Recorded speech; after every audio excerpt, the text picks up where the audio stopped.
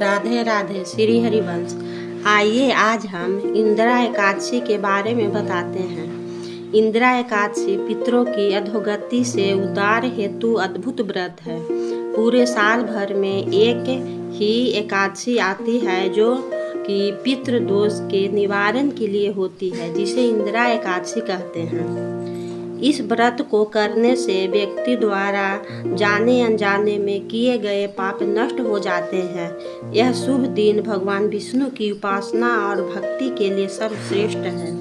इंदिरा एकादशी पितरों के आत्मा के शांति और मोक्ष प्रदान करने वाली है। इस दिन श्रद्धा पूर्वक व्रत रखें और पितरों को समर्पण करें। यह इंदिरा एकादशी करने से 7 पीढ़ियों तक पितरों तृप्त हो जाते हैं और उन्हें जन्म मरण के बंधन से मुक्ति दिलाकर वैकुंठ धाम तक पहुंचाते हैं और अपने वंशजों को आशीर्वाद देते हैं। इंदिरा एकादशी उदया तिथि के अनुसार 17 सितंबर 2025 दिन बुधवार को रखा जाएगा। पारण 18 सितंबर 2025 को सुबह 6 बजे से सुबह 8:34 तक है। इंदिरा एकादशी व्रत कथा। श्री युधिष्ठिर जी बोले, हे भगवान, अब आप कृपा पूर्वक आश्विन मास की कृष्ण पक्ष की एकादशी की कथा को कहिए। इस एकादशी का क्या नाम है तथा इस एकादशी के व्रत करने से कौन सा फल मिलता है, सो सब समझाकर कहिए। इस पर श्री कृष्ण भगवान बोले, हे राजन, आश्विन मास के कृष्ण पक्ष की एकादशी को नाम इंदिरा है। इस एकादशी के व्रत के करने से नरक में गए हुए पितरों को उद्धार हो जाता है। हे राजन, इस एकादशी की कथा के सुनने मात्र से ही वाजपेय यज्ञ फल मिलता है। प्राचीन सतयुग में महिष्मती नाम की नगरी में इंद्रसेन नाम का एक प्रतापी राजा राज करता था।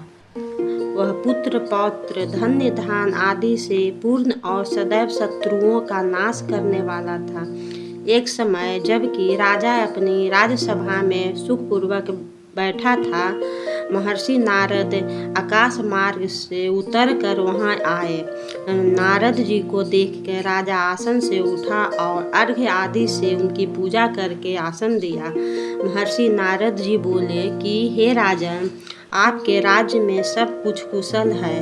मैं आपकी धर्मपरायणता देखकर अत्यंत प्रसन्न हूँ। तब राजा बोला, हे महर्षि, आपकी कृपा से मेरे राज्य में सब कुशल पूर्वक है तथा आपकी कृपा से मेरे समस्त यज्ञ कर्म आदि सफल हो जाते हैं। हे देव, अब आपकी क्या आज्ञा है। इस पर नारद जी बोले कि हे राजन, मुझे एक महान आश्चर्य हो रहा है कि एक समय जब मैं ब्रह्मालोक से यमलोक को गया था, उस समय यमराज की सभा के मध्य में तुम्हारे पिता को बैठे देखा। तुम्हारा पिता महान ज्ञानी, दानी तथा धर्मात्मा था। वह एकादशी के व्रत के बिगड़ जाने से यमलोक को गया है। तुम्हारे पिता ने मुझसे तुम्हारे लिए एक समाचार भेजा है कि आप मेरे पुत्र के पास जाइए।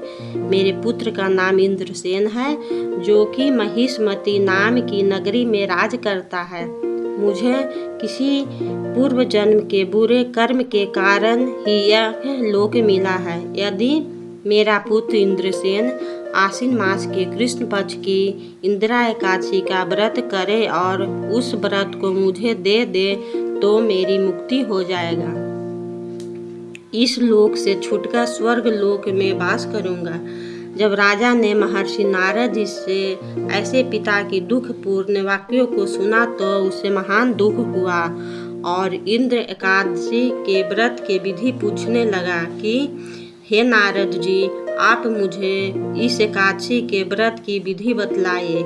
इस पर नारद जी बोले कि हे राजन, आश्विन मास की कृष्ण पक्ष की दशमी के दिन प्रातः काल श्रद्धा सहित स्नान करना चाहिए। उस समय जल से निकलकर श्रद्धा पूर्वक पितरों का श्राद्ध करें और उस दिन एक समय भोजन करें और रात्रि को पृथ्वी पर शयन करें। इसके दूसरे दिन अर्थात एकादशी के दिन प्रातः काल दातुन करें और स्नान करें। इसके पश्चात भक्ति पूर्वक व्रत को धारण करें और कहना चाहिए कि मैं आज निराहार रहूँगा और समस्त भोगों को त्याग दूंगा। इसके कल भोजन करूँगा। हे भगवान, आप मेरी रक्षा करने वाले हैं, आप मेरे व्रत को निभाइए। इस प्रकार आचरण करके दोपहर को शालिग्राम की मूर्ति को स्थापित करें और उत्तम ब्राह्मण को बुलाकर भोजन करावें और दक्षिणा दे। भोजन में से कुछ हिस्से को गौ को दे दो और विष्णु भगवान की धूप दीप नैवेद्य आदि से पूजा करें और रात्रि को जागरण करें। इसके उपरांत द्वादशी के दिन मौन होकर बंधु बांधवों सहित भोजन करें। हे राजन, यह इंदिरा एकादशी के व्रत की विधि है। हे राजन, यदि तुम आलस्य रहित होकर इस एकादशी के व्रत को करोगे तो तुम्हारे पिताजी अवश्य ही स्वर्ग में जाएंगे। महर्षि नारद जी राजा को सब उपदेश देकर अंतर्ध्यान हो गए। राजा ने इंदिरा एकादशी के आने पर उसका विधि पूर्वक व्रत किया। बंधु बांधव सहित इस व्रत के करने से आकाश मार्ग से पुष्पों की वर्षा हुई और राजा का पिता यमलोक से रथ पर चढ़कर स्वर्ग लोक को गया। राजा इंद्रसेन भी इस एकादशी के व्रत के प्रभाव से इस लोक में सुख भोग कर अंत में स्वर्ग लोक को गया। श्री कृष्ण भगवान कहने लगे कि हे धर्मराज युधिष्ठिर, यह मैंने तुम्हारे सामने इंदिरा एकादशी का महत्व का वर्णन किया है। इस कथा के पढ़ने व सुनने मात्र से ही समस्त पाप नष्ट हो जाते हैं और अंत में स्वर्ग लोक में जाकर वास करता है।